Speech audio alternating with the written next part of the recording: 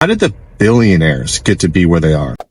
I'm so sick and tired of looking at these CFPs, financial advisors, millionaire next door type of people, and spouting the exact same things that honestly you could just go to ChatGPT and say, give me some rules to live by so I can become a millionaire, and they'll give you all of the answers.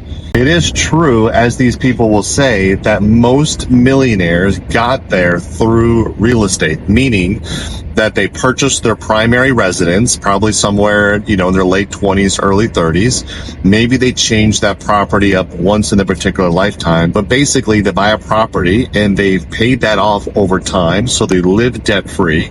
They put a little bit of money into a 401k and IRA. Because that property went up in value, plus the 401k and IRA, maybe saving, 5-10% a year, they've accumulated this coveted number of $1 million, which, to be honest with you, isn't enough and won't get you anywhere based on the withdrawal rate of 4%. Most people and most books and most gurus are saying to you, because they're like, the average person can't handle it, they're saying to you, hey, just max out your 401k, max out your IRA, drive a shitty car, live well below your means so that you can quickly pay off all your debt, pay off.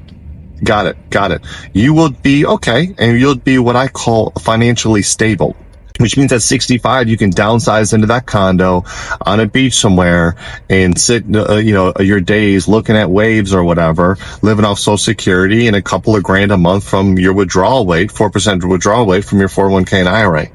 However, the question is not, how did that millionaire become a millionaire? It's not, what's the millionaire next door? The questions are, how did the billionaires get to be where they are? Because that's the life that I want.